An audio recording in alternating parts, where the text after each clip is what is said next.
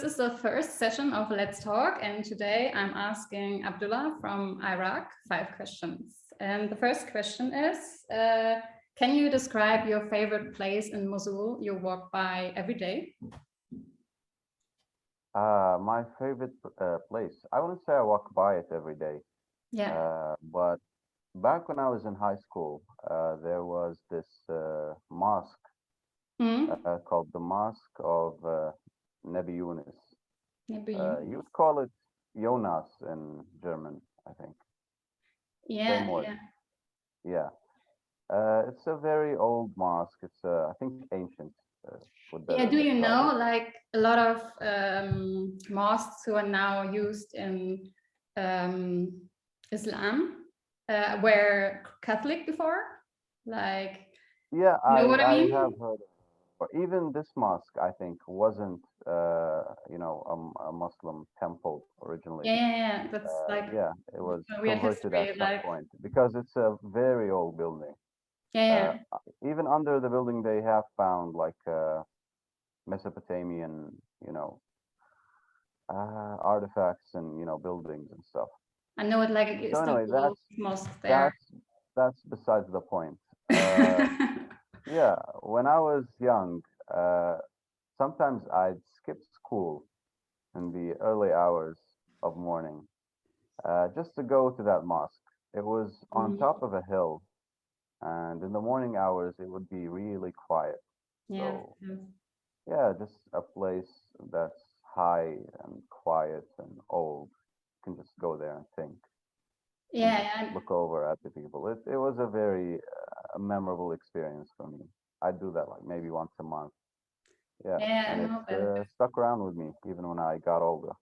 I always want to go back to that place. Oh, that's nice to have that, like to have like a space where you feel like here's like a little bit peace Yeah, of mind it maybe, was or it was my mental safe space basically. that's Yeah. that's really nice. Okay, the next question is, what does being home mean to you? Is it like a person? Is it a feeling? Is it a place? That's a tough one.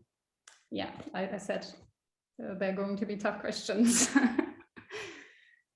Feeling at home. It's not a place. It's definitely not a place. It's not a culture either. Yeah. And it's not a person. So I think home for me is just being comfortable In wherever yourself, that or might what do you be. mean?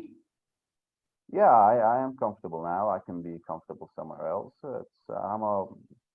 I feel like I'm a wanderer, even though I haven't moved a lot. But yeah, I can fit in anywhere. Yeah, Yeah, but inside you're traveling, or you're yeah. exploring, or you have your inner world. Or what do you Yeah. mean? Yeah. I'm still building up my launch platform. Let's say. Yeah. Yeah, I've traveled No, between how do you cities. mean that? How do you mean that? It's I don't know. The possibilities are endless for me. Uh, I don't have plans exactly. I just have a way of life and thinking, and I don't know exactly where that will lead me, but I'm, open to the options. So Mm. I might stay here. I might leave somewhere else. And it would still feel like home to me. I guess my home is the world. And the word Yeah, is new, because that's it, kind of the next question. exactly. Yeah, that Yeah. was your answer to the question, what does a better tomorrow look like to you? Like when you know yourself, you know the world. And I wanted to know how you came to that conclusion in yourself, to say something like that. Well,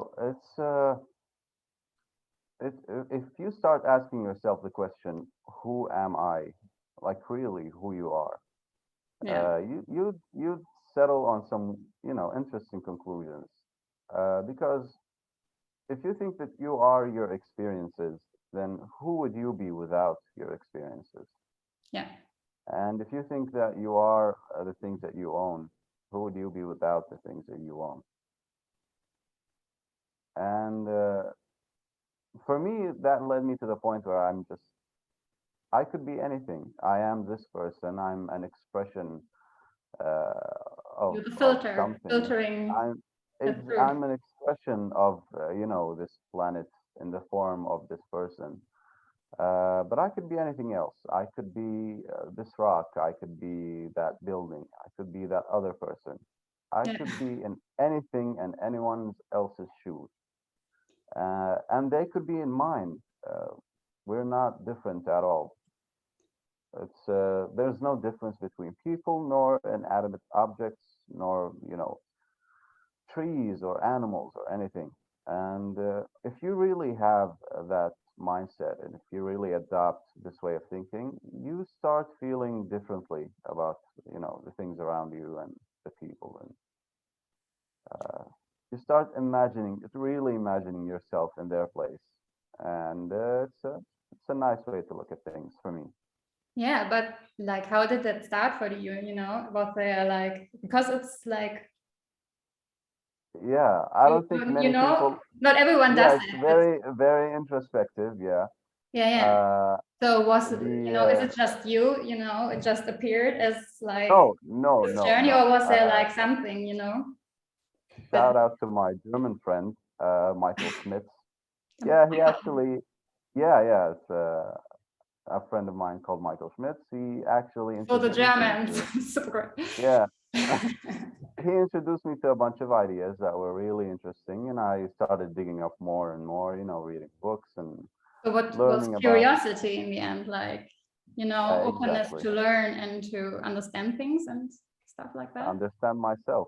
Yeah. Yeah, it all begins with understanding yourself. Do you do that? Quick question.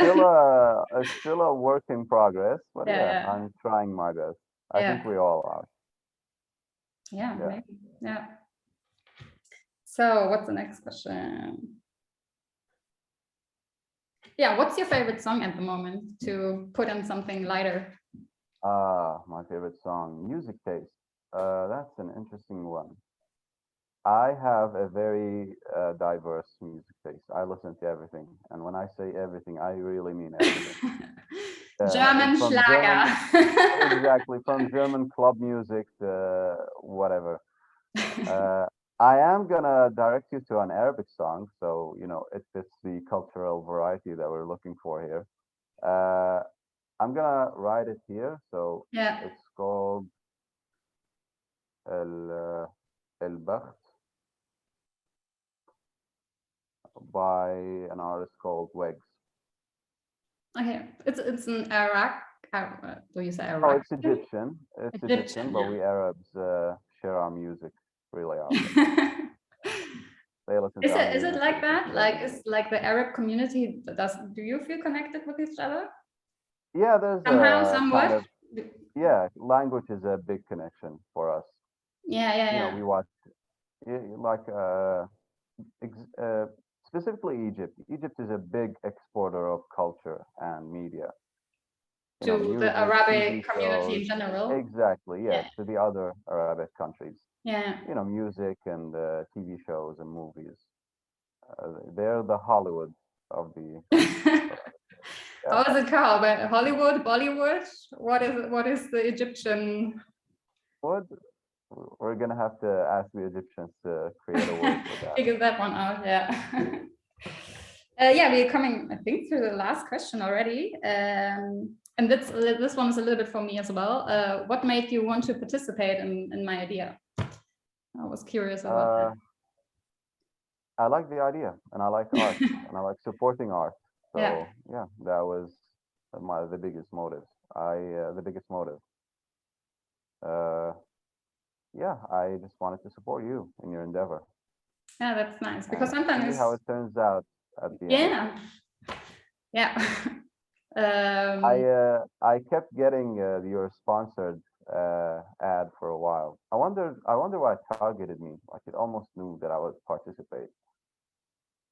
It was That's weird, because I'm basically targeting pretty directly. When I'm looking for a country, I'm only targeting that country, and I have Iraq as a country, so that's weird. no, this is really old. Like way Okay. before you and I came in contact.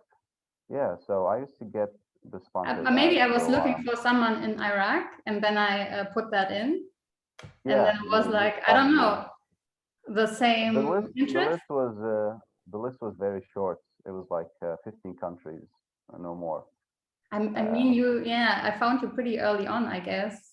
I don't even remember things like what have I done? I don't know. But yeah, I targeted countries, but I don't put in any interest. But you can do that. You can like shared interests and stuff. And I didn't do that at all. I've done ads on Facebook. You can do that on Facebook. I'm not sure about Instagram. Yeah, you can do it, but I didn't do it, like, because I was like, I don't care, you know, everybody who's interested is interested. So I think Instagram took care of the targeting. Yeah, they're good. I mean, they're collecting all our data, so they better be good. So maybe they saw some shared interest or something. I don't know. Exactly. Yeah, I think they did. I think they figured out that I would participate and sent the ad to me. I mean, it's like really crazy what you can do with a low budget to reach people. Like, it is. I have like a really low budget. I used to work with a guy named Jordan, an American in marketing, and we'd run an ad campaign for a product that's like $400, $500. Yeah. And we'd spend maybe $50 on a certain ad. And how much? Go into no, it's not about how much. And you'd go into the audience selection, you know, section of the ad, and you'd see like pages on pages of just very specific, you know, interests and places and stuff. And he'd run the ad, and it would only show up to like 40 people, no more. After you know, if you spend $50, you only get 40 people. But the thing is, because you were so specific, or what? Because I mean, I'm not specific at all, and I have like half a million people. Yeah, very specific. But then you maybe find the right people. You know, that's all what it is about. Like maybe 10 or 9 people who would. Yeah, that's all you buy need. The product. You know, $4,000, just like that. Yeah. Yeah, I mean, they wanted to change it like a year ago or something. It was like in discussion if it's like too much for Facebook to know all this kind of stuff about the profiles, and if like this specific targeting is still allowed. I think now you can't target a certain gender or ethnicity. I mean, you can target countries, but not like, I don't know, because I never do it. I don't really know, to be honest. Yeah, so it's interesting. How did we arrive here from why I wanted to participate? So because you were pushed to like it by the Instagram ads. You were brainwashed into doing it. That's the conclusion. I like art, and I like supporting artists, and it's been a fun experience. I sometimes just wonder, you know, when you put something out there and people do that for you in a sense, or like interact with what you create. It's sometimes I really wonder, like, I don't even know if I would do it, to be honest. I don't know if, you know, if someone is there out there in the internet, if I would do it and trust someone like that with, you know, I don't know. So I'm always like a little bit surprised, but in a good way, but surprised anyway. Yeah, but no offense. I live in Iraq, and there's nothing a German can do to me here. Come on. Okay. No. So it's not hard to, you know, just not worry about that.